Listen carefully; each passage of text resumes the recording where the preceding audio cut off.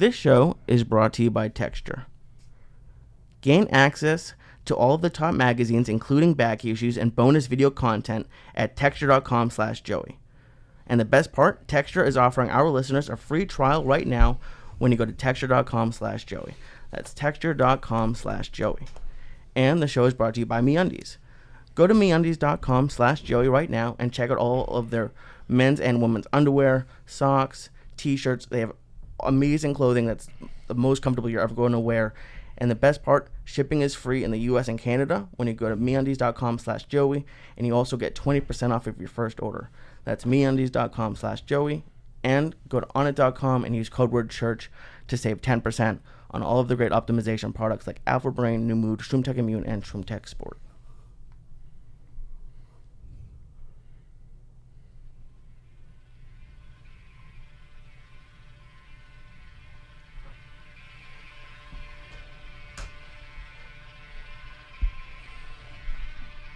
Oh, shit. Kick that fucking muley.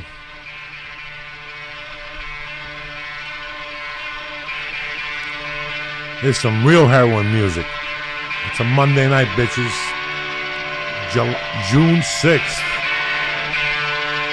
6/6/16.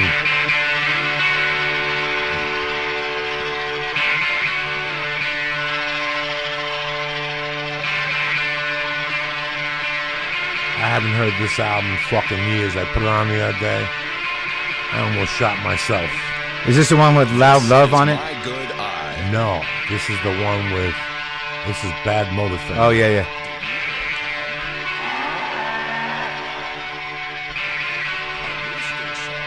I like Loud Love.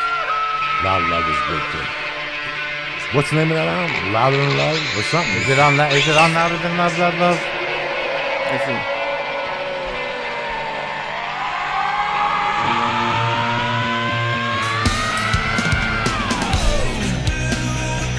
Are you kidding me or what?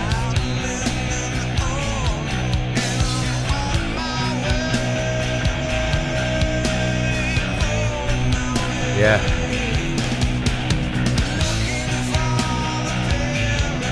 Lee Syatt, Marc Maron, Uncle Joey.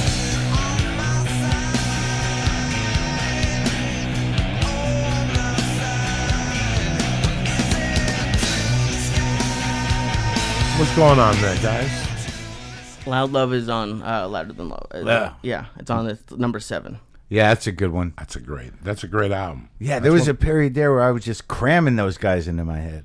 Every day for like 2 years. Right. That's what I listened to. It's weird like that when I look at records, because like some records I don't listen to anymore, and then I'll put it on, and I'm like, I know this fucking record. Oh, and it was because of when I got it, I never stopped listening to it. Over and over again, and then it just kind of goes into the back file. I will play the fuck out of an album. Yeah. For 6-7 months, if it gets me going in the morning. And to be honest with you, all these albums I played the fuck out of growing up. Led Zeppelin 2, I fucking did everything to. This song here, Sabbath Bloody Sabbath. I just got into that one. Oh my God, I woke up to that song. Still, on a Monday morning, I play this at 6 a.m. at the fucking house.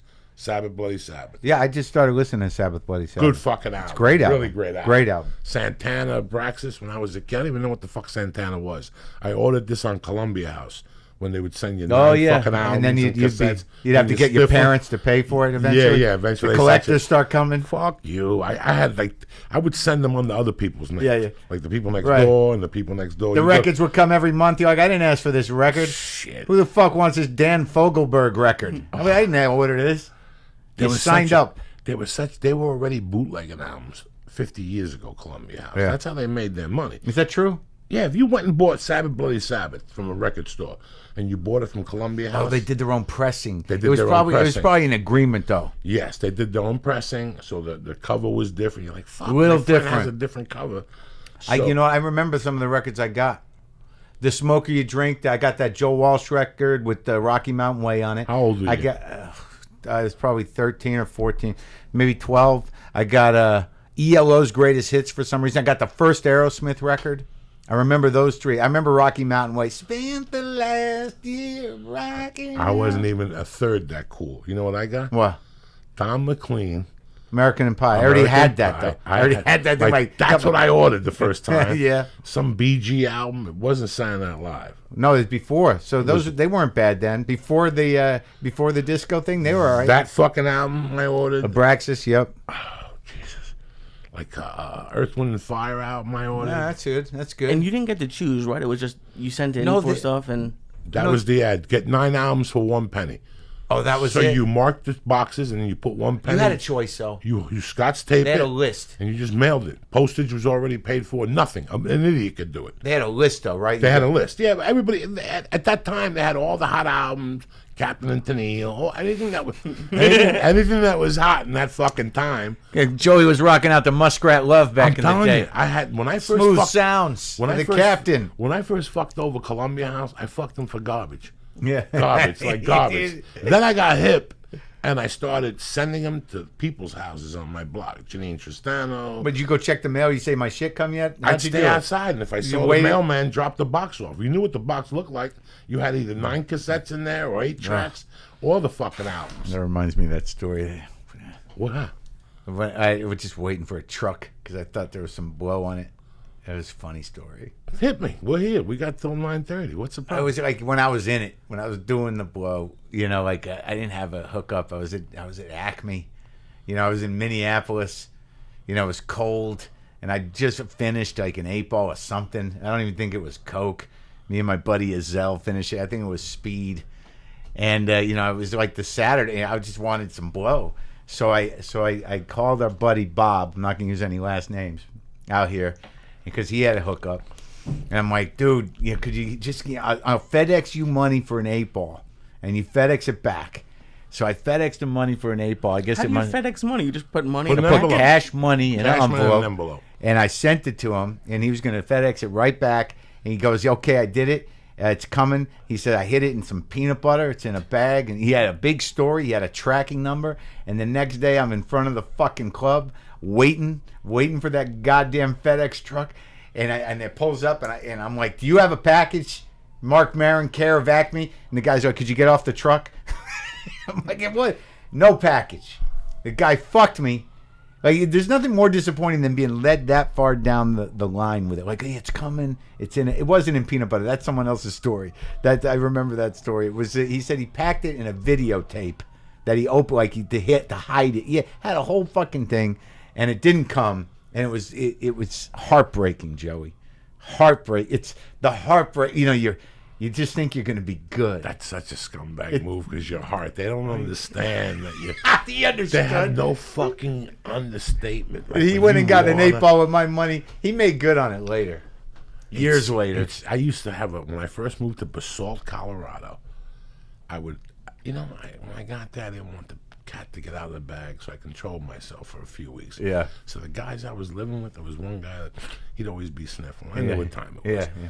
And one day, you know, we got on the conversation. I go, I'd love to do a line now, and he's like, oh, I can't get you know, the cops and all this shit. And I knew his brothers. I grew up with him. You know, he was just a scumbag. This guy. So I had 2 other roommates. It was 4 of us in this huge house. And one day I hear him on the phone, just send it to the P.O. box. And so he would go to work. I'd take his P.O. He would leave the key hanging. Yeah. I'd take the key and I'd hitchhike a ride to Aspen. And I'd go to the mailbox, and there it was. The guy would send him an 8-ball from here. Yeah. And after like 3 of them, I would hear him arguing with the guy. I didn't fucking get it. I'm telling you. I'm going to have to go down there. And I'm giggling in the room doing the fucking coke. You know, I would steal it right from the fucking post office. Who gives a... Listen, the post office is going to rob you. Yeah. 60% of the fucking... Is that true? Especially if you send weed from here and shit. They'll get the envelope ripped open. You mean they'll just yank it out of the bag, these postmen. But they take the postmen take it. They're not throwing it away. It's being used. Nobody fucking takes a weed and throws. Oh no, I'm an American. If they throw it away, they're gonna call the cops. Right. They'll dial 911. So they just smell it and they're like, here it is. Yeah. Well, did you guys ever worry about that? Because you always hear stories about FBI agents or whatever posing as FedEx people, and as soon as you accept the package, they arrest you. Well, I ain't in the racket anymore, so I don't have to worry about Me that neither. shit. The thing is that you don't have to do that with weed anymore. No one has to send weed anywhere. You could send coke one time. Like if you're in a bind and you send me like toys for mercy, you could say, I put something extra in there for you. And when I get the box, once you do it every week, like those guys that get busted, that's because they do it every week and there's a bird. Somebody says, hey, they're sending Coke or something like that. But an 8-ball, it's amazing. I had a friend that would fly every week with an 8-ball in an envelope and his fucking grind it up in his wallet. In the plane? They're not looking for that shit. Right through, in his wallet, like next to his credit card. It's a little bindle with a fucking 8-ball in it, grind it up. They're not looking for that.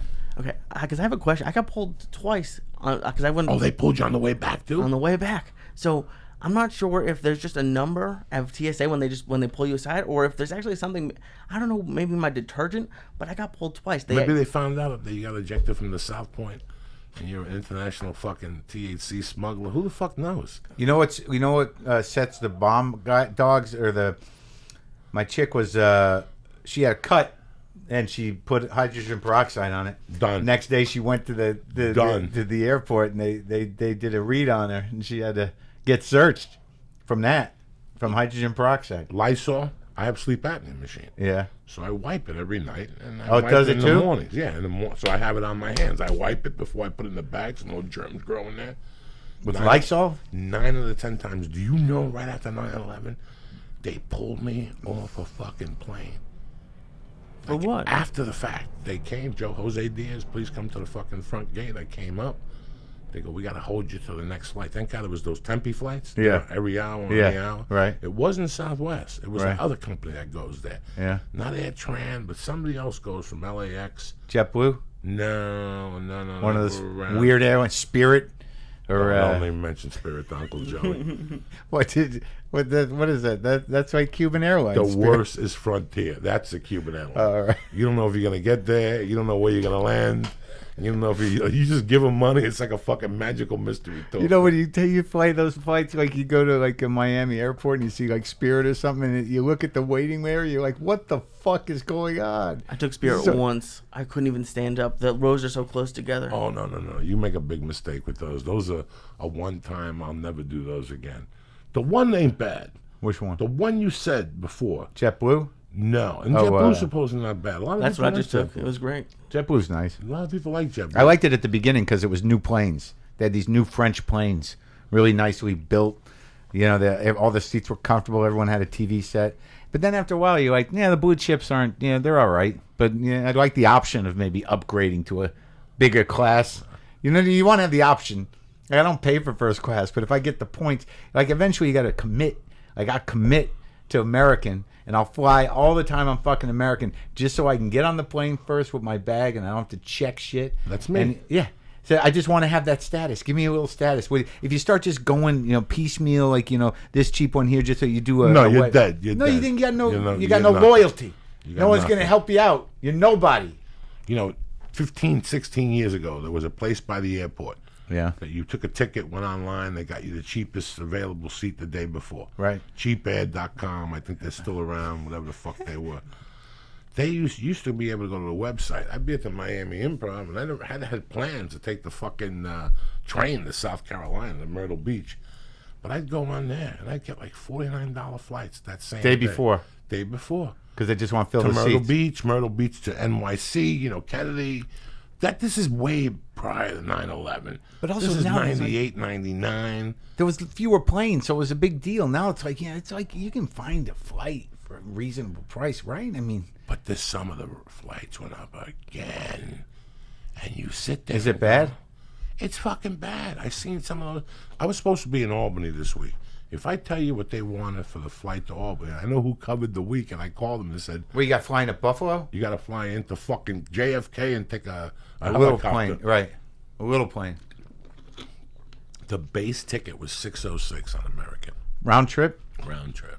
The little one, all the way at the end, was $606. And when you went to those flight things, they were $598.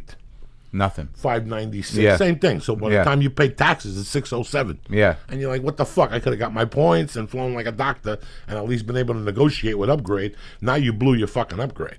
Right. Now you blew the fucking upgrade. Listen, I live on upgrades. I'm an upgrade. What's the airline? American. Me too. I know exactly where they're going to upgrade me and where they're not going to. They're never going to upgrade you to Chicago or JFK. No. I got it one time. I got business section on the way back. Right. Very tough to go to JFK. Those tickets are $2,300. Yeah. To JFK. Look them up, Lee Syatt. To go next week from LAX to JFK on American. Yeah, you got to find the JFK LaGuardia's a fucking. Oh no, LaGuardia's a nightmare. The worst. What the fuck's going on? JFK is crack-a-lacking like a motherfucker. Did you ever read that article about how they stack planes up over that fucking those airplanes? I don't even want to know about it. I think it was LaGuardia. Sometimes they got like a dozen circling in layers. Like they're just like a tier of circling airplanes waiting to. I don't even want to think about it. Because when you even when you watch LAX, those planes coming in every 2 seconds, they got a circle, so they just route them. So like these air traffic controllers, it's like psychedelic. They got just vertical spirals of circling airplanes waiting to come in, and it's just I can't even think about it. And LaGuardia is supposed to be one of the worst with that shit. Yeah. How much? It's loading. I did the Thursday to Sunday to see what it would be. What's that for? To JFK from here? Mm-hmm.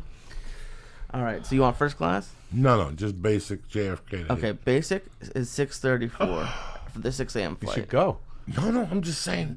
Dog, 10 years ago, every flight was $3. Right, 300, 400. Yeah, that's one way. One way? Yeah.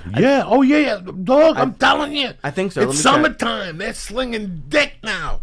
You might as well go there with your asshole out and go, take me, I'm yours. This platinum fucking card they give you from American. Oh, wait, no. It could be round trip if you want to take the 6 a.m. flight back. Yeah, 6 a.m. $6. 6 fucking bills. Yeah. $6. Let's say you got a family of 4. That's 24 right off the bat. The Uber, $2,500 for Uber and a fucking plane ticket. That's if you have a family of 4 and you want to go back east with your family, family of 2 kids and you and your wife. It's $2,500 with the Uber and American Airlines. And you were right. First class is $2,409. Look at his face. Who pays $24? So I'll tell you who pays. Upgrade. Someone else. No. You get someone else to pay for it. Everything's an upgrade. So all those guys that take that flight are business guys. They laugh at Americans' face. I did enough road work. I got executive platinum last year. I think I'm still holding the executive platinum. I think I'm platinum. Yeah. What's executive platinum? I don't That's the top know. tier. Yeah. But like it means something. Like sometimes you can upgrade. American Integrated. I'll tell you who's banging. Who? Delta. I don't fucking like Delta. Listen, Delta's got the best flight into JFK. Some people tell Go. See what the price is. Same fucking thing. I've not had great experience with their Delta first with class. Their times. It's tremendous. It's better than American first class. Yes, they treat you like a human being. Number 1, number 2, they got better food. And number 3, if you fly on, they have that one program where you check in. They give you a drink in the morning. They take your thing. Yeah. They got beds. Yeah. Oh, where it's in the lounge? Delta's got beds that go down on the plane. Oh no, they got those on American now, where you get your own.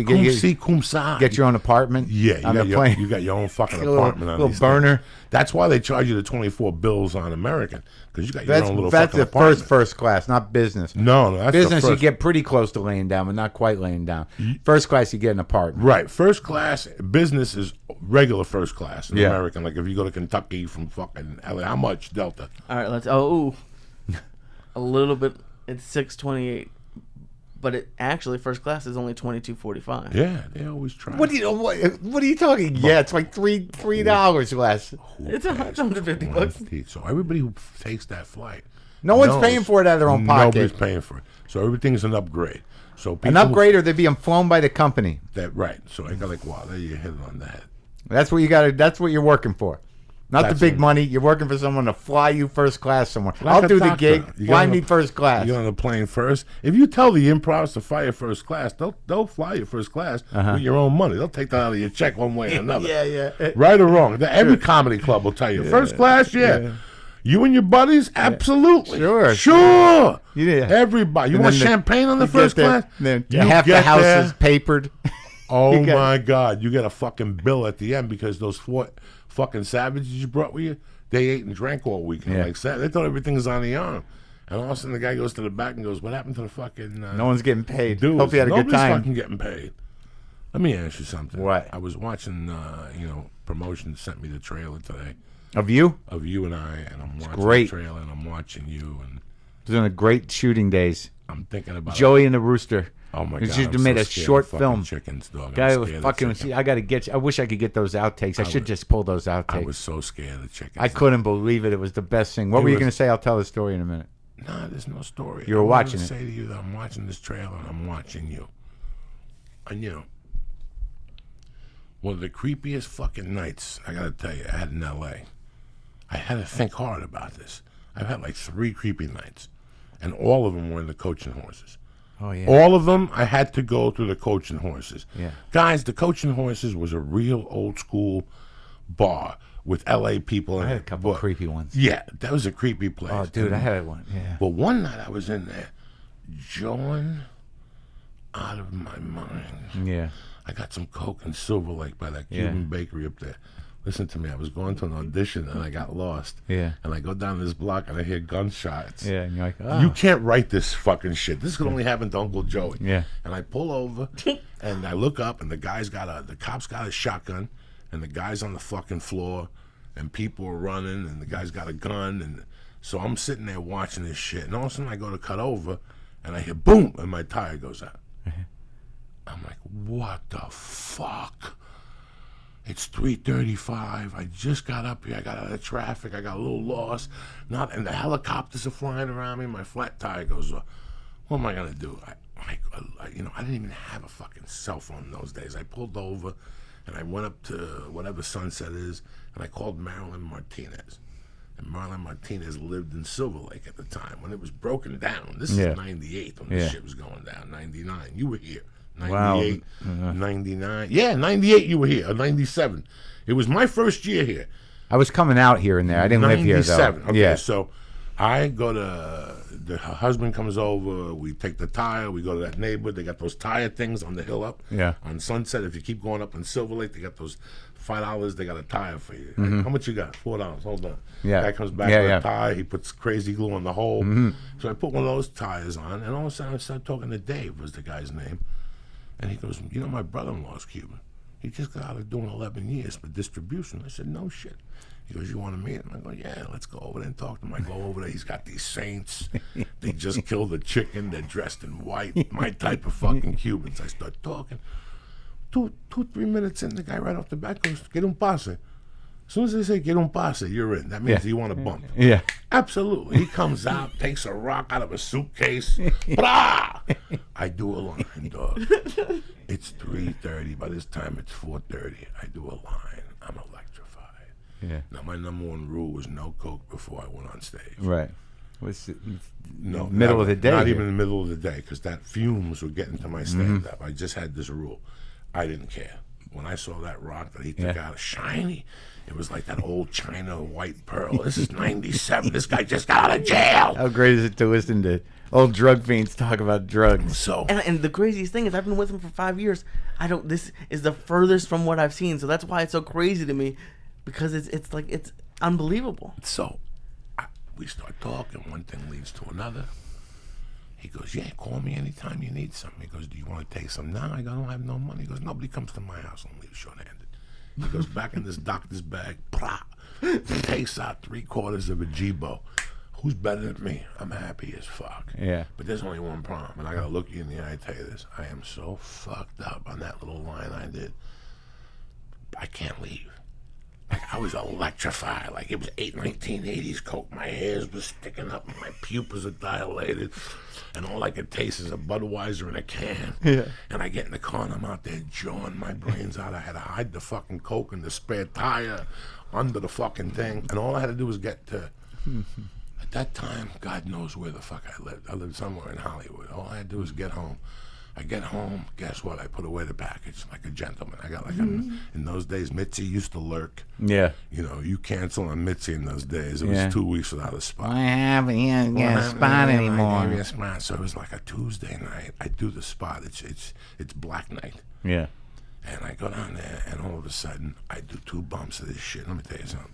I'm the laziest fuck in the world. I walk from the store directly to Coach and Horses. There's a liquor store. After the store, you go to Coach and Horses. I mean, there's a liquor store. Yeah. Let me tell you how much I drank. Like, when I used to I don't drink. Yeah. I don't like it. But in those days, once I did the 3rd line, it was over. Yeah. Well, you see these guys, I'll drink anybody under the table. You're not going to fuck with Joey Diaz. Yeah. Trust me. Yeah. And I remember walking from the store, and the first liquor store I stopped was by the Chateau Marmont. And then I drank a fucking Budweiser like a savage, New York style. Refreshing. The big can. Yeah. Cold. Yeah. And I was jawing, and the Coke is in my throat, and it was that sweet Chinese, and I could taste it. And I walked all the way up to another liquor store, was past Fairfax, next to the Kentucky Fried Chicken, where the Blockbuster Video used to be. Yeah. I got another can of beer there. Boom. I'm fucked up. I'm going in the bushes. I'm taking powder. I'm doing it in my nose. Meanwhile, So is anything going, like, what's happening? Because I'm like fucked an up or a up. downer. It's an upper, downer, all arounder. You understand me? He's sweating and he's looking I'm around, walking sweating. on Sunset. On Sunset. It's 11:15. I'm headed to the Coaching Horses. Oh, that place. I walk in the Coaching Horses. It's you, Schubert, Dave Fulton. We were there? Everybody, like Yeah. 10 comics were there, and everybody was fucking doing blasts. I remember going in that bathroom, and the bathroom was small. And I Dave was Fulton. Remember Dave Fulton? Yeah, he's in England or something. I'm putting water in my nose, and I was parked on Josh Wolf's block. That's where I lived, in the car part-time and in his house part-time. And I was parked over there, and I got I saw you guys. I said 2 or 3 words to you guys. I couldn't talk. That cocaine high when you can't talk. That's how good the blow was. Yeah. Like I couldn't talk, and I still had a fucking 4/10 of a G-Bo left. I'm on fire. I gotta go somewhere and jerk off. Yeah. What's a G-Bo? A gram. Okay. So I got 4/10 of a gram. In Joey speak. And I gotta bang one out. Yeah, Man, you gotta get down. You gotta fuck it. come down with focus. I fucking crossed the street, and there's a 7-Eleven on Curson. Yeah. I bought a can of beer, and I ran to that fucking car. Yeah. I put the air on, I put the seat back, and I banged 2 good ones out. It took me an hour and a half of sweating and put the Coke on my dick and fucking... You felt better, though. Oh, my God. I came, and then the paranoia went away, the initial paranoia. You want to go back to the bar? And I went back to Coaching Horses, and you guys were leaving with broads. There were broads, and you guys were going to somebody's house. And I was too coked out to even have a conversation. But I knew that going in. Yeah, that bar was evil. That bar was evil, and I wasn't going to, you ever get those guys that are annoying, and then they show up, and now they can't talk, and they're drinking? I didn't want to be that guy. That was my guy. Well, there was always like a contingent of like relatively healthy kind of young people, and then there was always these old fucking druggies there. Like it was, just who jerks off? Yeah, I was gonna say. On a car around the corner from El Compadre. Twice. And one time I jerked off on like a clean shirt. Yeah. And the other time like a pillowcase. I mean, it was just it was a way to get down. You know what I mean? If you didn't have nothing to get you down, it was a way just to fucking get level. Oh my God! I just remember that was one of the first times I saw you like rocking, and nobody was talking. Nobody. Everybody was at the bar, elbows up, looking straight ahead. Yeah, I used to go there occasionally when I was in town doing that shit. Yeah. Jimmy was always kind of like, he'd go right to like, what's going on? You hear something? Like, it was never, there'd be a line out, he'd do it, and then it's like, check the closets. There was no good time in between, the line and, checking the closets. You know what I mean? I was shooting the movie Basketball. Yeah. I'm a fucking moron, Marc Maron. Which one? Which movie? Basketball. I come to town, they send me to 20th Century Fox. Yeah. And they tell me, and they go NYPD Blue. Yeah. I go to NYPD Blue, eat a bag of shit. It's 9 pages, Spanish, English. I can't cut this. Yeah. I'm walking back, and as I'm walking, a lady pops out and goes, "Are you here for the audition?" Yeah. And she looks at me and goes, "Yeah." And she gives me this sign. She goes, "Learn them and come back in 5 minutes." I go back. I don't know nothing about nothing, Marc Maron. Marc Maron, not even a school play. Yeah. Okay. I go in, blah, blah, blah, blah, blah. I read, "Thank you for coming in." All right, boom, I go. I'm living in a hotel on Schrader. There's a hostel. Uh-huh. It's now a hostel. Yeah. Then it was $27 a day. You had a 3-week limit. SRO. Oh my God, I would go there every night with. You have a hot plate? No, I just stayed on Hollywood Boulevard and got malaria and everything else that comes with it. And I lived in that place because you could only live there for 3 weeks of the shot. Yeah. So I would live there for 2 weeks, go on the road, 10 days, go on the road. So I never made. What year is this? This is 90-7. Yeah. Okay. And when they call, it was like the Rocky Hotel. Yeah. Somebody would go, "Is there a Joey Diaz in here?" In the hallway phone? In the hallway. Payphone in the hallway. "Hey, are you Joey Diaz?" "Yeah." "You got to call downstairs." I remember walking downstairs, picking up the phone. They're like, "Hey, man, it's your manager, Ken Phillips. What's up, Ken? Listen, you got the movie Basketball. I'm like, what are you talking about? He goes, yeah, it's 3 weeks, 5,500 a week. What are you talking about? 5,500 in the back of my mind. I'm like, that's about 50 fucking grams. Like everything you talk by to a us, kilo. when you're doing blow, every time somebody talks to you, like, how much does it pay? $250. You're like, that's a half 8 ball. I can make my car payment. You know, but every time was some amount of coke came into that math figure. So I get. So when you hear 50,000, 5,500 for 3 weeks, but there was a catch. I had to pay for my own SAG. APA got them to fucking waive the fee. Oh, Taft Hartley in? No, pay it. You already the producers paid it. Right. In those days, they would talk to producers. You want them, you got to pay the producer. There's a new kid on the block. No Gitas. Boom. They put me in there, dog. I was a 24-hour medicine there because I'm a comic. Mark. I don't know what it is to wait. Yeah. How much longer? 2 more hours. What are you talking about? You know, what the fuck? Sitting in the trailer? Yeah, practicing roller skate. Yeah. So eventually, the street in me came out. What do you think I started doing? Stealing roller skates from the big truck. They had a big truck. They had like 18 pairs of 13. So you're waiting to shoot, and you're stealing rollers. Every night, I'm taking a pair of roller skates, taking it to the ski chalet. 3 bills plus tax. I'm taking back cash every day. I had to wait till one guy got off, one guy got back on. Every day, they finally knew it. They're like, "What do we get?" On top of 5,500 a week. Yeah, on top of, and I didn't even get a check. And yet. now I'm living off $15 checks and living at a hostel. You know, and all of a sudden, I'm stealing roller skates. Now there's like 10 other guys telling the story from the other side. We had this guy. Oh my God! I think his name was Joe. Stealing fucking skates every night, thinking no one knew it. Oh my God! Every night until they only had like up to size 6.5. But here's the clinker. For 2 weeks, I'm in there every day, 6 to 9. Nobody says 2 words to me. I'm sitting there watching McCarthy, the chick doing fucking hitting the bag. Jenny. With her monkey sweating. Yeah. She's out there in 90-degree weather doing karate. And that was my highlight of the day. Watching her work out. So one night I go to the store. Who do I team up with? Jenny McCarthy? Jimmy Two Shoes. Oh, yeah. Boom. Yeah, what are you going to do? Nothing. Listen. One thing leads to another. Don't worry about it. When you get paid, you come and see me. You know, he had just gotten his deal. He's out there fucking every night. He got the leather jacket. Yeah. He got the fucking Camry. Remember, look at that Camry. What do you think? It's the first Toyota in my family. Tremendous. I team up with that lunatic. And we go up to Los Feliz when he lived up on the hill there. I gotta tell you, Marc Maron, we did a couple of bumps. Next thing you know, we're both on the floor. Yeah. Crawling because there was somebody outside. Because I was okay. Good time. Oh my Good God. time. I was okay in those days until you got creepy. Yeah. Like once I caught you looking out the window, that's it. That's all you needed. Yeah. That's it. There went the night. Oh. That 8 ball is done. Either you're gonna snort it or we're gonna throw it away because there's cops out there. I never got that. I was never that guy. In 20 years of doing blow, you never got paranoid. What? No, I didn't. I don't know why. Did you see somebody get paranoid? Yeah. Who? A lot of people. Well, Jimmy's but some guys just did that. You know, so that was what happened. You know what I mean? It was a certain type of guy. You know, I just never. It was never my thing. I would get I never got the fucking paranoid thing. Oh my God, I was fine. I get more paranoid on weed. For years, I was fine. I was a soldier at that. Well, that's what happened. So at about the 6.5 year mark was where I started seeing things and hearing things.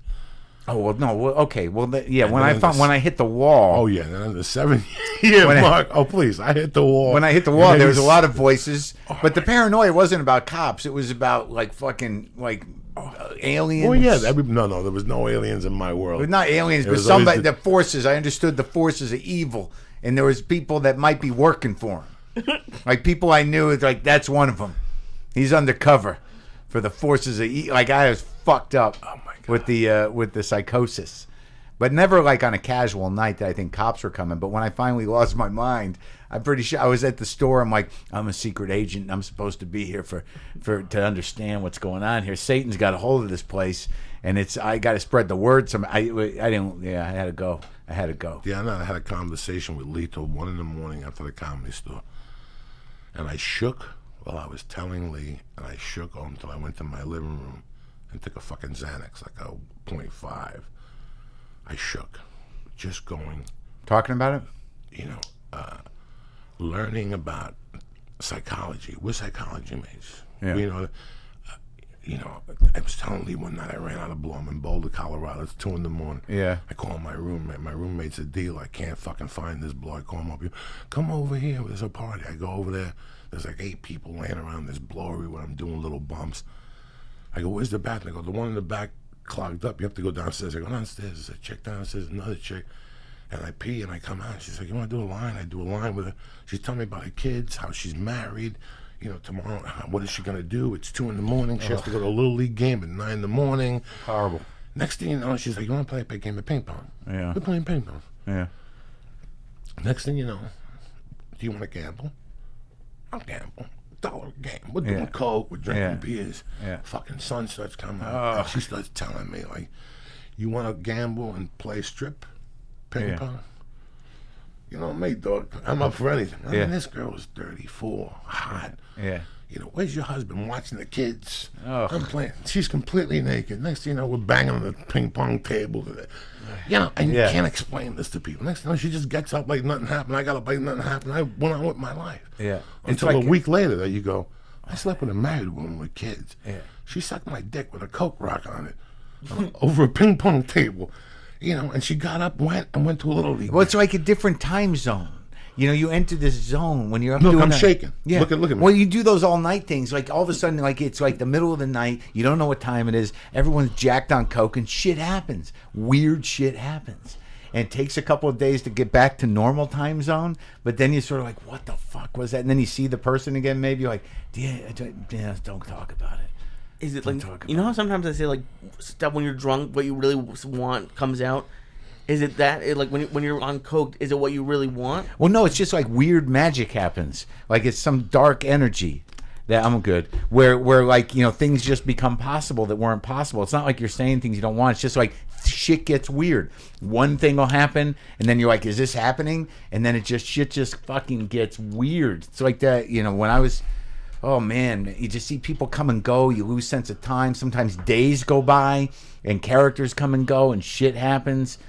Like when I was hanging up there at the store, like, you know, all that shit with Sam, and then just like normal shit where you'd go on these 3-day runs because we didn't have nothing to do. And the no cover night was Monday night. So the party would start then. Sometimes it would go till Wednesday. And you don't know what the fuck happened. Or like so there was a woman who used to climb in our window.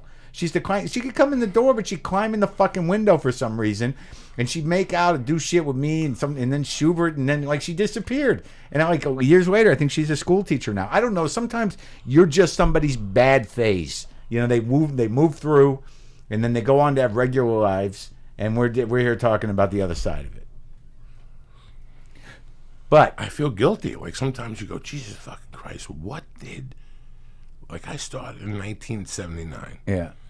And it started getting crazy. Well, you're like a Jedi master of it. You're like I don't think I got as far out, but maybe I give myself, you know, a break. But like, you know, after the first psychosis,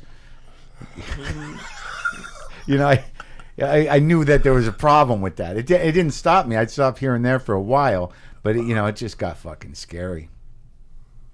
For me, it got scarier like in '84 after like 5 years of fucking going nuts with it. Like I didn't even think of stopping till '84. Till shit was. I was living under a rocket ship in northern New Jersey. A rocket ship? Like at the park. Yeah. At the park. Are you sleeping outside? Ships. It was fucking terrible. Like it yeah, took me I that didn't. low. Then I got cleaned up for a long time. I always slept indoors. Oh my God, horrible in November. And then I got cleaned up for a while, and then I went into this other deeper section. And then I found out years later that, you know, even when you stop doing blow, the addiction still grows. So now I'm dealing with ounces. Marc Maron, I would I remember, open up with an ounce and wake up as an 8-ball. And you're like, I really did 21 grams last night. Ugh, it's fucking horrible. You're lucky to be alive. You know, like you look at it, you know, God gives you a certain amount of heartbeats. Right, but you know what fucked me is that like all that crazy shit when I got into that psychotic state, I was at the store, it was the late 80s, and I was really out of my mind. And then it took like a year and a half, 2 years to shake the fucking weirdness, to shake I'd go to the store and it just re-trigger and be like, it's still fucked up. Like it took like 2 years to get my brain back to where that was just a building and, you know, I wasn't on some sort of secret mission from the forces of whatever. Like right when I got to LA, I'd see the fucking haze over the city. I'm like, I'm back in it. I better start taking notes because there's going to be questions. I don't know when it's going to happen, but I'm going to be summoned. But it took a long time. I was so happy when that shit went away. And that show that we're doing is tomorrow night, man. We should tell people. Are people watching? Yeah. Right now? People watching, but they'll get it tonight. This will be up an hour after the show ends. Right. Well, our episode's tomorrow night. It was great. I looked at it. I saw the cut together beautifully. But boy, that was you and the rooster, man. I hate fucking chickens. We fucking did. Can I tell the real story about this? Because you were a fucking trooper. You really because I called you on a day's notice. Go. So here's what happens. We wrote this fucking episode, right? And I called I'll be honest with the viewers. Artie Lang was cast in this part. Artie Lang, and we wrote the fucking thing for him, right? And then like 2 days. What was it? 2 days before, I get a call from Artie. He's like, I can't. I thought it was only going to be a day. I'm like, no, it's the full fucking episode. He's like, I thought it was going to be. I got a gig in New Jersey. I can't be out there. I don't know what to do. Like, Artie's worked up. He's afraid he's going to relapse. He's got this. He's going to make more money on these gigs. He's giving these. And I'm like, dude, forget it. Just forget it. And I hang up the phone. I'm like, I don't know what we're going to do. And this kid, who's a writer's assistant, this guy, Sam, this is a young guy. He's working as, just almost a PA, but he's my guy on set.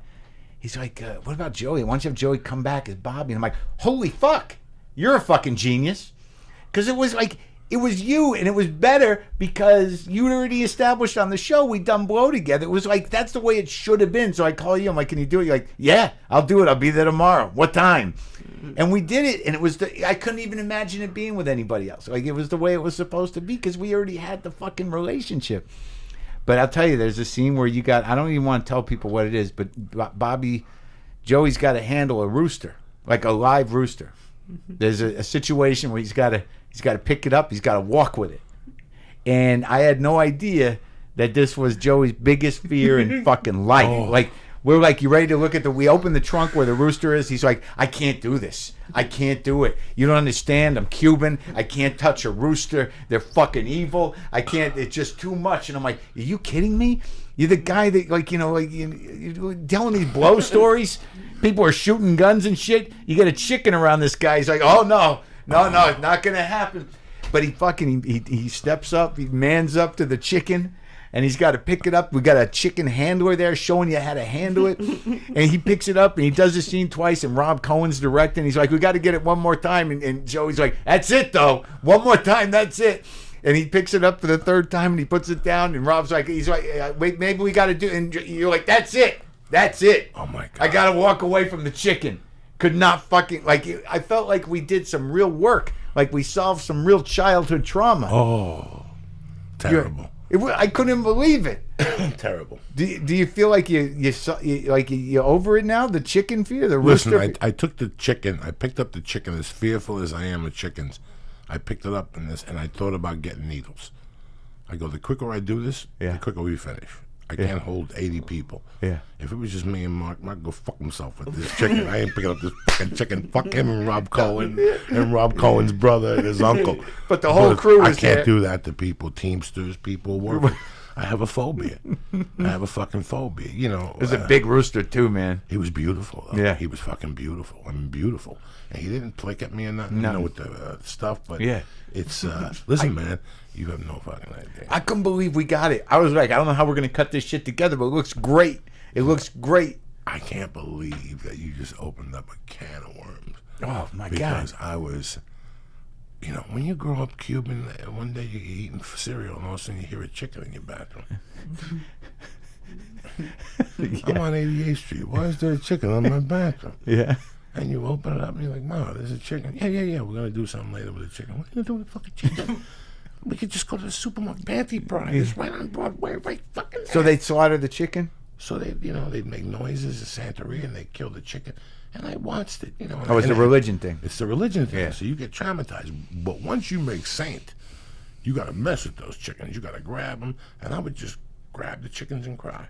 and then just drop it. And they go, you gotta grab the chicken. I ain't grabbing the fucking chicken. And people would stop the black dude on the conga drums. He's got to he's got to get the chicken. I ain't touching the chicken. This went on till my mom gave me a beating. Right in the room. You got to pick up the chicken. So it's real fucking trauma. Oh, I hate that shit. And then I remember living on, once we fucking left 88th Street. No, at 89th Street, she had a goat one time. So Goats and chickens. 89th and Boulevard, not Boulevard, East, Riverside Drive. Yeah. We were white people, Marc Maron. Yeah. These are white people, dentists. Yeah. And all of a sudden, she's like, hold the elevator. Gotta go. You know, and we gotta go. You know, and then one time I saw a monkey. Was it in a cage? Or? You saw a What monkey. fucking cage? Cubans don't have cage. They don't believe in cage poultry. It was the rope. 70s. A rope. It was like they had them by the horns. And they held them and wrestled them. They held the I'm a little kid going, what the fuck? That was for Santeria too? You kill the goat and then you cook the fucking goat. The monkey too? I don't know about the monkey. They had a monkey for some reason. I don't know There's what a monkey involved. I never saw the monkey Not clear. getting stabbed. It was or his nothing assistant. I don't know what happened with the fucking monkey, but I don't. But know. I felt like it was like it was like a weird thing we were walking through with you because you got it's just like that. Like I was like, really, and you're like, dude, there's the one thing, Squirrels, fucking rooster, pigeons. I fucking hate pigeons more than chickens and roosters. Squirrels, I don't even register anymore. They're around my house, but I don't even notice them. They're like invisible to me. I can't. But they look at me weird. You follow me? They look at me weird. See, this is residual from the Coke shit. This is Coke from Boulder, Colorado. They've been looking at me weird. The squirrels are on to you. Since the halfway house days. They were watching me and shit. Squirrels are on to you. Hilarious, Mark. No, but it looks good, man. It's a funny episode, with the girls, everything. Like it really worked good. I was so fucking happy you could do it, and it's so much better. I got nothing against Artie, but Jesus, that was some bullshit 2 days before. You got to shoot. And it was like you were the guy. You were the perfect guy for it. Well, thank you for giving me the opportunity both times, my friend. Well, the first time I wrote that for you. I had a great time. I love that fucking episode. That let me loose in a different way. Like doing that, like that opportunity let me loose as an actor, I guess. I don't know. I didn't give a fuck in that role. I was so like meticulous about that episode. I want that to be perfect because it's delicate. It's a comedian's episode. That story. It's just I love that fucking episode. It might be my favorite episode of the fucking show. Like, and I don't know why. Like, I want to hear from more comedians about it because it's such a it's so specific and so funny. The best part of it at the end is like, I don't fucking care. I'm not even doing the joke anymore. That is amazing. That ending. Because You we've just met drive guys. We've met guys Yeah, in but LA it's like- that have the opportunity of a lifetime, and when they looked at us, That's exactly right. They're like, too much work. Yeah, Yes, a deal. I gotta do this. Yeah, hang around. Listen, I'm going to New Mexico. I know the waitress. She gives tremendous blowjobs. The waiter sells coke. He still owes me from the last time. right. I'm gonna sit in LA and go to the comedy store and wrestle with these savages. They ain't got shit going on. Yeah. There's a lot of comics on the road that are like that, Marc Maron. I know. That stay out there till the end selling roller skates and calendars and fucking, Does it scare you to think of that?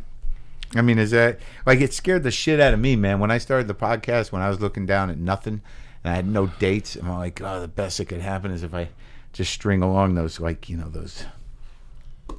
get into that zone where you're doing B rooms and you just, kind of working check to check. And I know a lot of guys do it, and I feel for them, and and some of them still love it. And I love doing stand up, but I was terrified of not having a choice. That was what scared me the most. Not having a choice. Taking whatever I had to fucking get by. Like that, the idea of that scared me.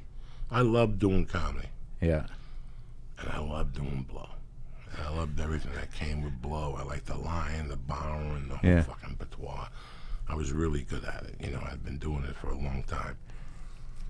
But there was one individual that changed my whole comedy career. His name was John Fox. Yeah, I know John Fox. Rest in peace. From the first, the comic, not the booker. No, from the first time I met John Fox at the Laugh Factory. Yeah. He rubbed me the wrong way because he was already high. He was proud that he was high. Mm. He had nothing going on. And afterward, he came right up to me and pitched me about his whole Rodney resume. And I probably had coke in my pocket at that time. Once I had coke in my pocket, I'm at peace. Now you got to give me a fucking ear beating. Oh yeah. About something You know did 15 fucking years ago. The package dance where you're like, wait, fuck, and then when you feel it, you're like, Okay. No, I'm sorry. Keep. What were you saying?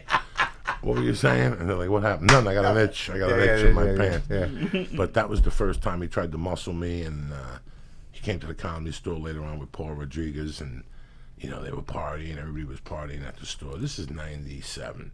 I had heard things about John Fox, all good things. But once I saw him, and then I worked at Myrtle Beach, and he came in to do a guest spot. Yeah. And he came in with this crack chick. She looked like she had sucked 1,000 cocks and counting. Mm-hmm. And, they came in on a scam. They wanted to do a 10-minute guest spot, blow up the room, and then sell CDs afterwards so he could do blow. And that's where he was at? That's where he was at in '99. And I was still 7 years away from doing blow. But that memory shocked me because that was my biggest fear. Was ending up on the road telling people about, did you ever see the movie Basketball? Yeah. I'm in it. Yeah. You know what I'm saying? Like, Yeah. And it's true. You see those guys. Sure. I lived in L.A. You got to be a fucking cocksucker to live in L.A. You got to Right. be a faggot, And you sit there in a room going, I'm a feature actor. I live in L.A. and it's great. Yeah. Like, I'm doing great. They told me I wouldn't. And I'm doing great now. How many of those guys are still alive? Really? Comedy is a different animal now. Right. If you really think about comedy, you I know, but never hear a fucking thing, Marc Maron, about, did you hear what happened in New Mexico? No. Such and such got hammered last week. This guy fell off a stool. This Yeah, guy yeah. was doing heroin. This guy's in jail. Those days are over with. I mean, The Angel, feds got that guy. Angel Salazar? recently, he went to jail and whatever. And, Did he? Yeah, he got arrested in Arizona for child support, $82 or something, like a miscalculation in New York, and they called the club to him back. I don't know what the deal was, but Angel still parties. Wow. Angel's still getting down like it's... Check it out. Yeah, he's still getting down like it... And you see him and you're like, God bless you. Yeah. I did not want to be that guy. I did not Me want neither. Because after a certain age, it's on you. It's like right now. When was the last time somebody came up to you and said, Mark, I got this fucking Coke. I got it from fucking... No way anymore. Nobody comes Long up to time. you because it's an aura that's around you.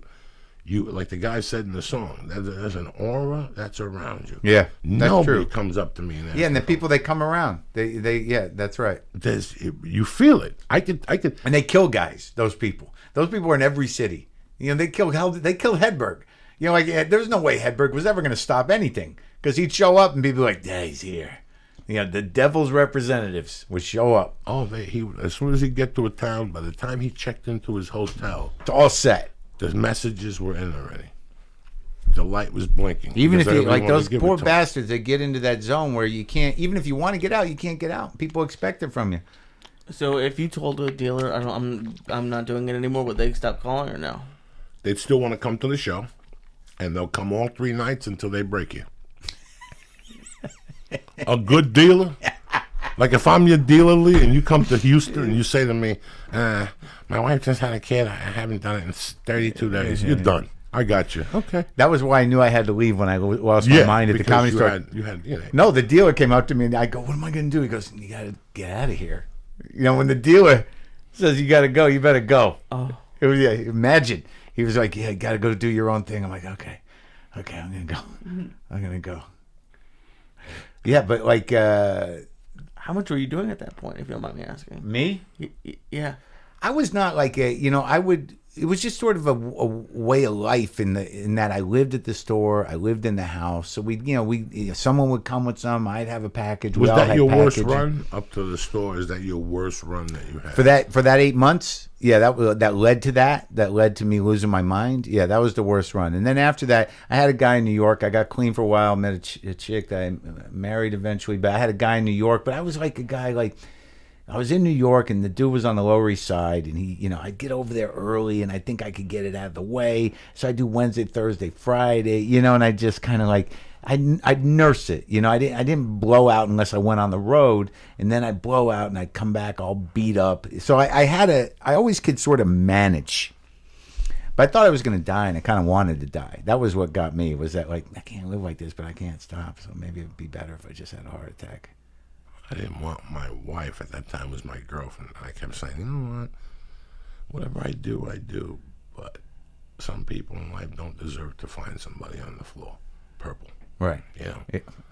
If I'm at the... I never had rules like that. If you're wondering how much I did, I didn't have that rule. Like, look, I love you. I don't want you to find me purple. I just just a policy. I just thought about it. Have you ever found somebody No. dead? Not from an OD or anything. Just somebody shot in the head. Somebody got hit by a car. No, I don't live that It life. stays with you forever. It could be a relative. I couldn't imagine being in a room with 4 guys who you love with an 8 ball on the floor and a hooker comes over and everybody's getting their dick sucked and somebody goes, and passes out. You always thought that was going to happen, though. That's one of the reasons why I stopped. It's like someone's going to go down, and I don't want it to be me. Well, it was the same fucking thing. It was the same psychology. Yeah. I kept saying, you know what? If I died, it wouldn't matter. But if she finds me, she's going to stay with this poor girl forever, and she don't deserve this. You know? Yeah. Every morning I wake up, Marc Maron. The other night I put Narco on. A friend came over, and they're like, do you have Narco? I want to watch it. I'm like, okay. And then we were talking. I thought about it, how lucky my life was. And all of a sudden today, the chick from IFC sent me the trailer. And I saw a picture of you, and I'm like, how lucky are we? This fucking guy, how lucky is he that you got the greatest second chance of all fucking time? You and Bernard King. You know Bernard King? No. Played for the Knicks. Oh, yeah? Great. He went down to the Golden State Warriors, got the comeback player of the year, and they got him back the Knicks, and he just destroyed the league for 3 years. That's what you did. You were a comeback fucking player of the year. Yeah. How lucky are we that we don't... I can't. And the other thing I knew, like, you know, because I'd let it all go, was that, like, I could show up for work. You know, that's the other thing, that for whatever reason, you know, by the time I started the podcast, I was like, that ain't going to happen for me. I'm just going to, you know, I'm going to do this, see what happens. Yeah, there's, you know, I'm not, you know, I don't sell tickets. I'm not going to be a big comic. I'm not going to have a TV show, but I'm going to just work and try to make something happen. And I let it go. I seriously let it go. Like all the, you know, sort of the expectation. I'm just sort of like, I blew it. So now I'm going to sit in my garage and do this and just be honest and see what happens. And then it started to come. And when I got the opportunities, the one thing I knew that I would never have known any other time in my life was like, I can do this. I mean, I can show up for work. I don't give a fuck. Like I can, you know, I'm not afraid of this shit. I didn't think this was going to happen. And I just, you know, like, so I had a confidence. Like, I knew the first season it was going to be dicey with the acting. I knew if I got another season, I'd probably get a little better. You know, I just knew all this stuff from watching other guys. And then with the stand-up, I'm like, I know how to do this. Something just clicked. Like, I'm starting to draw crowds. And I'm like, I used to sit backstage before I went on. I'm like, I got fucking nothing. This is going to suck. That fucking table's bullshit. How the fuck, you know, the middle just blew me away. What the fuck am I, you know, this is fucked up. And I go out on stage with that attitude. And now, like, I'm like, I get to a place where I'm working. I'm like, I'm just going to look at the stage. I want to sit up there before the crowd comes in. I'm like, this is going to be fun. You know what I mean? Like, it all just, like, you know, I'm excited about it. And I don't think that would have happened in any other time. And it wouldn't have happened had I given a fuck. Because honestly, Joe, I don't, like, there's part of me that just doesn't give a fuck. And, like, and that's, like, that's threatening to people. Because they're like, you know, we might want you to, like, I don't care. Yeah, maybe I'm not going to do it. I don't know if I can do. It's amazing to say that you don't care, and it's over 700 episodes. Well, no, the podcast is my heart and my life. You know, the podcast is something that me and my business partner and producer Brendan have complete control over, and that's there, and that's its own thing. That became this thing that I could never have expected, and we make a nice living off it. But the other stuff, the TV stuff, now when people are like, you want to jump through hoops for anything? I'm like, nah, really. I don't really need to. Why would you? Yeah, and so when the opportunity came to do the show and we did it, it was like they gave us like complete creative freedom, you know. And I was just with a bunch of guys. I was nervous about things, and I made sure the stories were right and stuff. But I just didn't, you know, I wasn't afraid of anything, and I didn't see those people as having power over me anymore. That's the one thing that went away. You know, when you got me and my Brendan. We weren't business guys. We didn't know what the fuck a podcast was going to do or what. We just knew we were going to do it twice a week, and this was going to be the thing.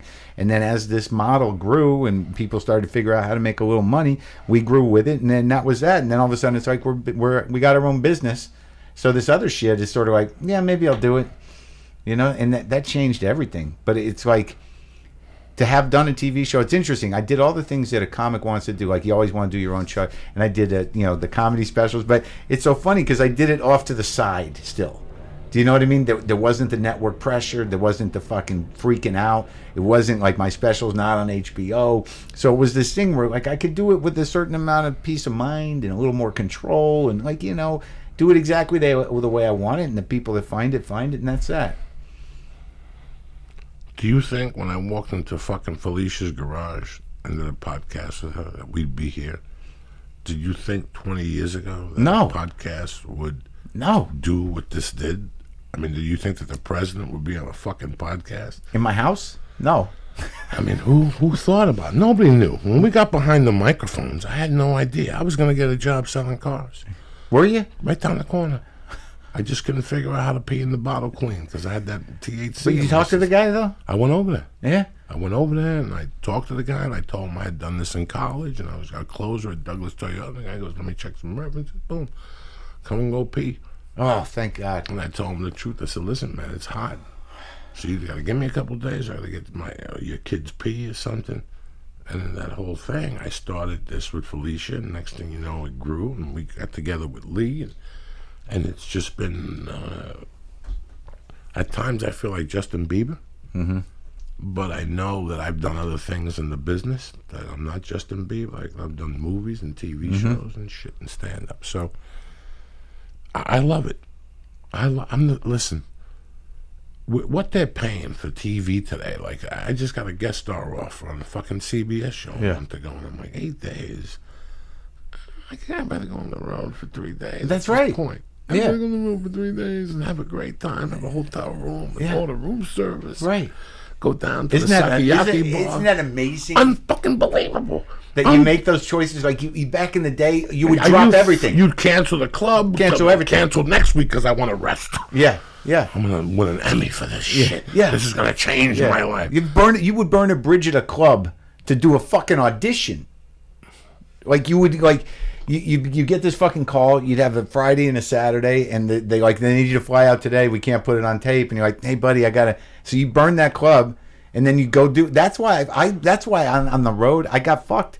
Like I never stayed out there in any consistent way. I never knew you had to build relationships with club owners. I would take any sort of like opportunity to try to audition or whatever, and think that was just part of it. And then like I didn't have no, I couldn't go really on the road. Towards the end, I did the longest yard in 2005, and after I did the longest yard, I fucking went deep, Marc Maron, and my body created this anxiety. Yeah. That I just got this weird feeling on fucking planes. So I started canceling gigs, either A, because of the paranoia getting on the plane, or B, because of auditions. Do you know how many fucking weeks I used to cancel? Yeah, because you want to break. I didn't give a fuck. You want to break, yeah. I didn't give a fuck. I didn't know about the relationships and the people who remember. And I used to do horrible things. I just told a story the other night about, like, I just used to think, like, it's all about me. So I remember one time I was in, this is how I learned this weird lesson about that, people have lives. I was at Zany's in Chicago, and I didn't try. I was nobody, and I was headlining though, and there was like 12 people in the room, and I was doing one of those sets where it's just like I was on stage for like an hour and a half, just way over, just because I thought like I'm working shit out. That's what this is for. And I go, well, that's it for me. I'm gonna bring the host back up, and I just hear the bartender from the back of the room go, "He went home." I'm like, oh, that's not. Oh, there's other people like lives. I could have just got off at an hour like a fucking pro, but I'm just gonna drag fucking Thursday night people down this hole with me. It was a sad moment, but you sort of get. I'm not great with the empathy back then, and I'm just sort of like, all right, I may respect some people. There used to be a club in Beaumont, Texas, and I was friends with Slade for years. I love Slade dearly, and he would book me twice a year. I'd fly into Houston, do the Thursday night in fucking Houston. And then he's up in Oregon now, right? Slade Ham? Oh, Slade, that's his first name. Oh, okay. You're talking about the other Slade. And he bought this room with a partner. Yeah. For years he did this room. He didn't know his partner was stealing his coke, his blow for coke. And yeah. It was a pretty solid room. It was Houston-type crowds. They would come up from New Orleans. To make a long story short, I did 2 weekends there, Marc Maron, that I still try to do community service by helping out comics to replace what I did there. Right. Oh, really? I went there one weekend, and they were just giving me Mexican Coke, that chunk shit, by the pound. Yeah. I couldn't, you know what I'm saying? It was with the hard shit? Yeah. Like chicken shit? It was good. It was tremendous. Yellow? It was just yellowish, Yeah. And I fucking, another weekend I went and I tanked up with 30 Valiums. Yeah. And I was popping the Valiums. I was laying down on stage. We're being arrested for the stories we're telling. Oh, please. That's the smartest thing they could do. Do you ever wake up really fucking happy that this is not your life anymore? Dude. How many doors have opened for you since you said no to cocaine? Well, it took a while in sobriety to realize that things were better. You know, like it takes a long time to just get your life leveled off. And then it was all the podcast, dude. It was all we're talking 2009, 2010 when it started to make it was, before that it was over. It was over. Like I really, my manager couldn't do nothing for me. Booking agent couldn't do nothing for me. It was fucking the worst. What I year went was through a this? divorce. Well, 2007, 2000, the divorce finalized 2007, 2008. And I guess, I was kind of tapped out money-wise, had a little savings, and we started doing the podcast in New York. And then I just got in it. I liked this mic. I liked doing this. But I didn't, there was no way to make money, and, comedy gigs weren't really happening. And I had to erase my, I was involved with the political dialogue because I was doing, the lefty talk radio, but I didn't want to do that anymore because it was too narrow, and I just wanted to talk about other things. So it took a couple of years to sort of, reestablish or just establish myself in general. And then that's when it started happening, like because of the fucking podcast. There was just like years of people knew me. I was in the game. I'd done Conan, I'd done Letterman, I'd done all that shit, but I wasn't selling tickets. No one knew me who was going to buy tickets. I had no draw. I had no, I'd had opportunities. I had deals. Nothing really came to pass. MySpace, you went through. Like, I was there. This is it. Yeah, This is nothing. it. This is nothing. I thought that I made some money on Air America that first year because they were just dropping cash because they didn't know better. So I stashed all that money, and that was the first time I ever made money. That was 2004, and then she left me 2006. So all that money fucking went away, and that just really was. I didn't know what I was going to do. If I was going to sell the house, there was no. I used to do a joke about it. It's like, you get to a point where there's no turning back. There was never a plan B, because like you get to certain junctures in your life, you sit there and you're like, oh fuck this, I could always nothing. There's no nothing. There's nothing there. What are you gonna do? So there's that realization. Like, no, fucking, what am I gonna do? And we're proud motherfuckers too. That's the other thing. I don't know how the fuck people quit this thing. At that moment, I'd rather die than like I'm done. What are you gonna walk away from? Then run into people, like, hey Joey, hey, what are you doing now? I just a buddy of mine's got a furniture store, got nice shit there, mid-century stuff. Maybe you come by. Like there was one time where I was in a furniture store, and Jimmy Kimmel came in, and I'd met him a couple times. I think I was doing the podcast already. But I was looking down the store, and I think for a second he thought I worked there. And it was so embarrassing because I went up to a waiter, but did you think I worked there? He's like, no. I mean, you did. You thought I worked there.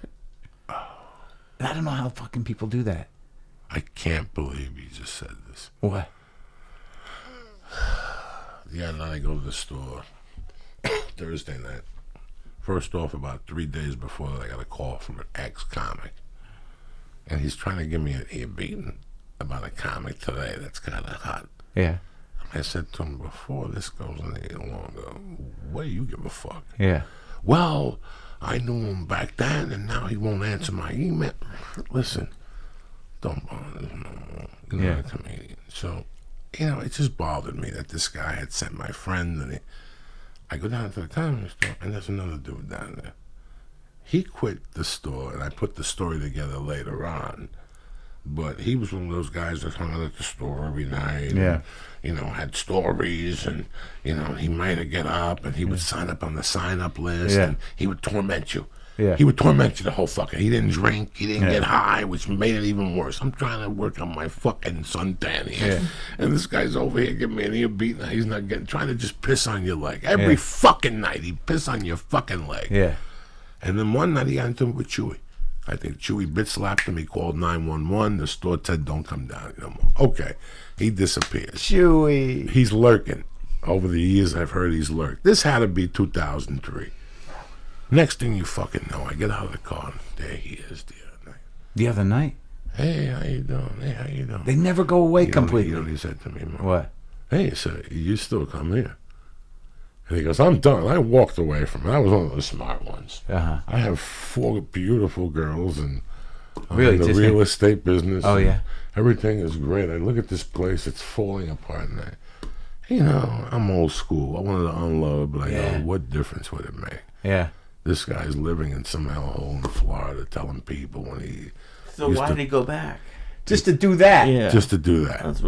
That's how that idiot wins. And you know what you do when that happens? You go up to Eric and go like, don't let that guy sit in the room. Don't let that guy in. Oh. I got a call about a month ago from an ex-female comic that she was at the store and they made her wait online. Is there anybody I could call?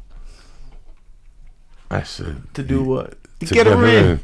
I said, you should have stayed a comic, bro. I got to call you back out of Minneapolis. Bam, hung up on it. One time I was at the store. Okay, I one time I was at the store, and for whatever it's worth, Kennison, whatever relationship I have with him, I respect him as a comic, but he was a bully, and he was not a great guy. And he put me through a lot of shit as a kid.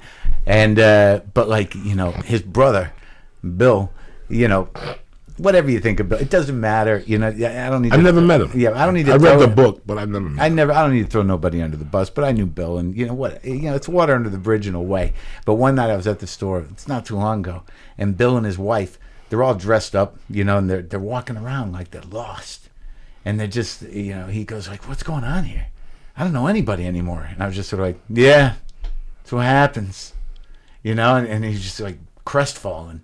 And I just watched them walk away, and I was like, over. It's over. It's not your place anymore. Sometimes that place, the thing about, if you have a relationship with that store, you're happy for it now. You're happy for the fucking building.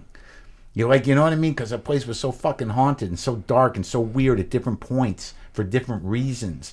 It's still haunted. No, I know. The haunt didn't go away. It's not as haunted. Did you go down the basement? Never again. Send a chicken down They there. keep calling me to do a podcast. Where is it? In the basement.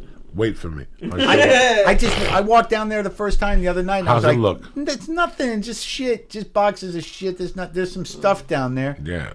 Go and sniff the walls. Bring a dog down there that sniffs bodies.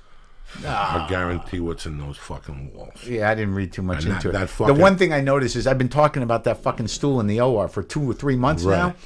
Right? It's fucked up. It's going to hurt somebody. But I'm doing a bit about it, so I'm okay with it.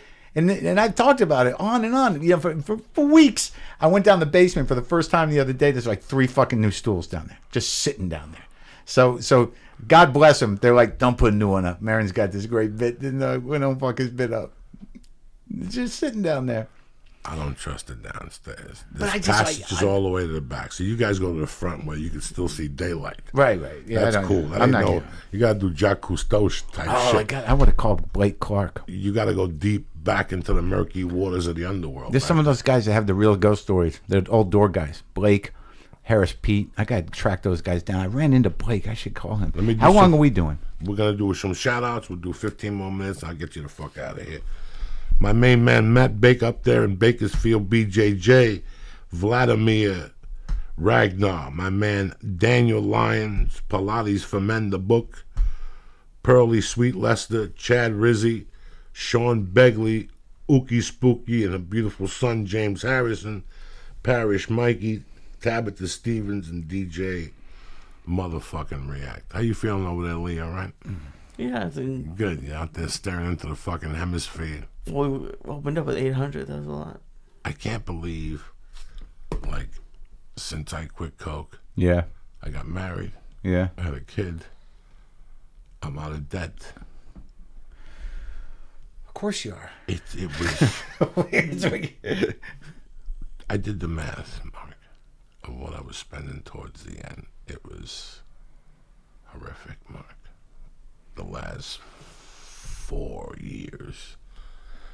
The last 4 years cost my house. Afterward, the damage was $636 a month for 6 years. We had to pay. The weird thing is I never craved that shit. Oh, now? Never. Oh, no. But like some drugs, like, I know you still do the weed and shit. Now, like, I don't do nothing except these fucking nicotine things. Like, occasionally, like, I appreciate weed, and I think about it. But, like, the blow, what a waste. No. Fucking waste. I told, if right now I did blow, first off, I would just break the promise that I made to myself. And number two, I think I would die eventually. Because my life would turn around. That aura would come back. Oh, yeah, you get all sweaty, you go right down the shitter. I would lose my daughter. I would lose my career. I just know I'm one of those guys. There's no going back to that. Yeah, I think you should always remember you lived under a rocket. Always. Always. Remember the rocket. I was talking about doing heroin last week. And they cut the clip down. And I was looking at myself talking about it. And I felt so bad for myself that was the point in my life I was at. But I really thought heroin would cure cocaine addiction. For the whole summer, I would do a line of coke on Mondays. What happens to you, Marc Maron? Is you're negotiating with the monster, the demon. If you have the demon, you're always in some sort of negotiation with it. That was what Jim Carroll wrote that about. It was interesting. Jim Carroll, the junkie poet and rock guy. After Cobain died, there's a line in a poem he wrote, a eulogy to Kurt Cobain. I don't know. You could probably find it. Jim Carroll eulogy Kurt Cobain, but the line was something like, he should have negotiated with the monkey, and that's all. That's what it becomes. It's all a negotiation. You just got to figure out what you're going to live with. It's going to come out somewhere, right? It's going to come out somewhere. Did you find it? 6 fragments. Yeah, or probably 8 fragments. Yeah. What's the monkey line? Is it possible to track it? It's not that long a poem. But he wrote this... Okay. What, I'm looking for about a monkey? Yeah. I hope I'm not making it up. But, what? There we go. What is it? You should have failed... You should have talked more like... You should have talked more with the monkey. He's always willing to negotiate. The monkey on your fucking back. He should have talked more with the monkey. He's always willing to negotiate. Did you ever negotiate with your monkey? I'm always negotiating with my monkey. Every fucking day. Oh my God. Every fucking day. That's what it's like, you deal with the monkey and then you deal with whatever you think God is. You know what I mean? If you don't think it's God or whatever. Once you get past the monkey, you got to realize this is what life is like and I got to live it, not end it. So, Jesus. At what age, how they say in AA that you give your life to something. Program or something like that. I was 29 years old and I go, you know what? Here's the deal. I get up in the morning. I pay my bills. I like to party. Okay. Yeah. So instead of doing 2 8 balls a week from now on, I'll do 1. And I stuck to that for years. Well, that's how I felt, too. It's like I'm only doing it Wednesday through Saturday. Yeah. No, I would just go one night deep into the murky water, jerking off, showers. Yeah. Jerking and then it takes 3 days to pull back from. Calling your friend to come over and give you a back rub and get creepy on the phone with her. I would. Oh yeah. You call your best friend number 3. Listen, you gotta come over, Linda. What are you talking about? This is the worst. We're jerking off for like 4 hours. Like this, I'm winning. This is like, boy, cocaine's great. Can't call anybody now. I guess I'll just do this for fucking 3 hours.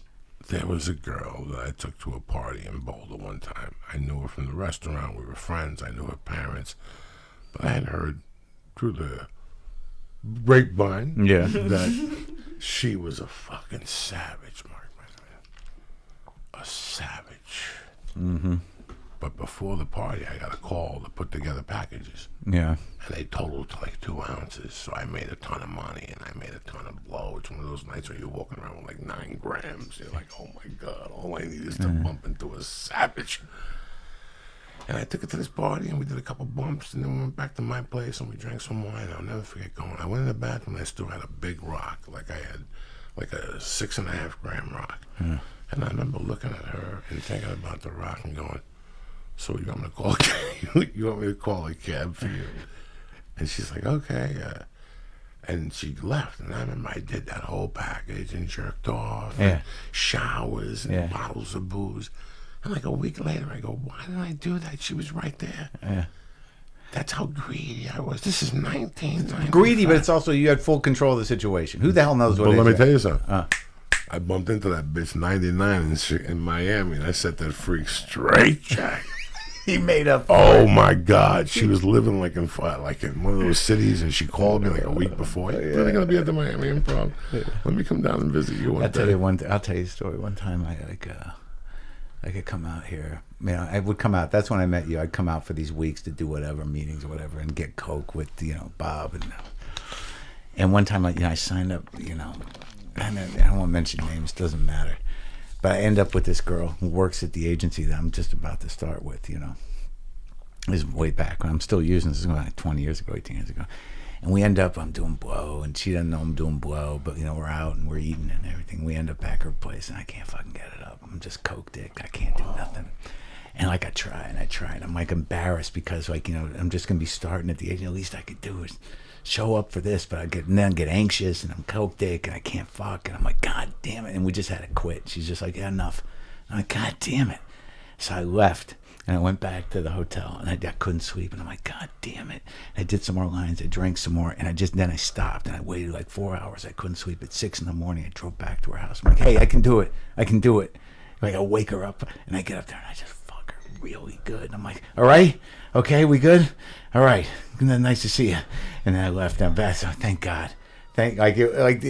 How fucking nuts is that? 6 a.m. I'm like, I'm ready. Give me another shot. And I'm so glad I delivered the goods. She didn't really remember, I was thinking, so proud of myself. It's not as important a memory to her as it is to me. I was thinking about, and I told Lee this story when I first got divorced.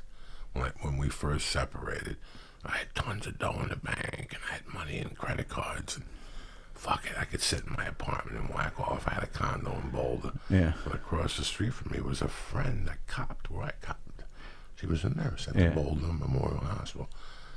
And I'd go over there at 2 a.m, and I'd see her with the blue suits on, copping to go home. Yeah. And we'd say hello to each other. And, one day I said, let me just fucking take a walk over there. So I would get all coked up, get like my dog, and walk across the street and walk on the 3rd floor. I was just looking around, and I'd see her on the couch by herself. Doing the same thing you were, jerking off. Oh my God, with like a little crack in the window. Yeah. And she'd be there with pajamas and a robe, and I could see she's trying to watch TV all fucked up. And I would knock on the door. Oh my God, are you up? Oh, me too. Come in. I'd go in there. We'd lay down together. This is from the first time. She's like, oh, sit next to me. Yeah. And then after like 7 minutes, she'd take my helmet out. She'd suck it. Yeah. And she'd put it back in, and she'd keep watching TV. And all right, I'll see you tomorrow. And that was it. That was our whole relationship. So, but there was a side story. I knew her brother. Yeah. So I bump into her brother. He comes to one of the Denver shows. Yeah. And he's all happy. And as we're walking Recently? the Comedy Works last year. Oh, yeah. He goes, hey, I found out about you and my sister. You had a good time. Oh, both of you is all fucked up. I go, what are you talking? And I denied it. You know me. Yeah. That's crazy. Oh, yeah, she used to suck your dick and fuck you and stuff. Oh, how embarrassing. But I got a Christmas card, so he was that mad. What happened to her? She married, and she's in Boulder. And, all right. And that was it. Everybody happy ending. Marc Maron, I want to congratulate you and thank you for coming on this show. It was a pleasure just talking. Always good to see you. Always a pleasure. Now I'm all sweaty. I think I got a drip. Yeah, I think I got Oh, my God. I couldn't handle any of that stuff. This lifestyle, this going from... We're too old, buddy. That's another thing. We're too fucking old. We made it through. Too old. I think we got a shot to live a long time like Keith Richards. I hope so. And fucking Johnny Depp. Well, he's negotiating. He doesn't do that shit no more, but he drinks. You get, some of you guys, you get your thing and you just sort of like, I'm okay. I can live okay on this and not hurt myself. 70 years old. Yeah, I interviewed him and he was pretty loopy, but it was cute, You think people still do blow at that age? I think he'll do it occasionally. I bet you he'll do a bump, but he don't do it regular. I think he just sort of kind of does the alcohol maintenance, maybe some weed. But I think on a nice occasion, he'd probably do a line or two. I couldn't even imagine. And like I said, I have no desire. I lost that aura. People don't offer me no more in towns. I don't go looking for it. Do you miss it? Any part of it? No, I can jerk off for hours without it if I need to.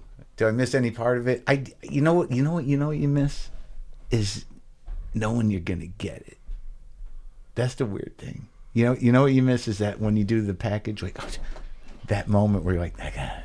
That moment, that feeling that like it's gonna be okay tonight. It's gonna be okay. It never is. It's never a good time. But no, that excitement of when you hang up the phone, I'm coming now, and you're going to get it. I gotta take a shit first because your intestines are emptying. And you shit everything from Thanksgiving, the turkey leg, the fucking cranberry sauce. The first line, you have no idea. The first line when you like, you're getting it, and then you go over, and the guy's like, I got it, and you put it out, and you're like, there it is, and you do the first 2 bumps. I miss that, but everything after that I can live without. I missed the blackout on the drive to the ATM and to go to the dealer's house. I would just black out. I was running red lights at the end. No, I don't miss. I was running red lights at the end, Marc Maron. I would not stop till I got to the Hollywood. What's the Ralphs? Rock and Roll Ralphs? Yeah. The ATM there? Yeah. I would double park right on Sunset like I own the Strip. And I would go in there, take 60, go right down the block. We're at Western? No, Sunset and fucking right there on Sunset Rock and Roll Oh, Ralphs. yeah. Across from the fucking the hotel there. Yeah. And I would go shoot down the block, and that was the original package. Yeah. If I had extra dough on the way home from the store, I go down from Padre, and I get the backup package. Yeah. So the 2 dealers did, you found them. Nobody knew. I had a couple dealers at the end. Yeah. And then if I ran out of, like, the one dealer always had really good Coke, but the one dealer was Mendez from time to time. Yeah. So if I went home and that dealer was out, I'd string it out to about 1:45 because I had a dealer that got off work right there on Hollywood Boulevard. You had a full-time job. Oh my God, can you believe this? Full-time job. And a guy once told me, if you think of all the energy you put into to doing drugs, a full fucking think of the fucking shit could happen when you don't do drugs.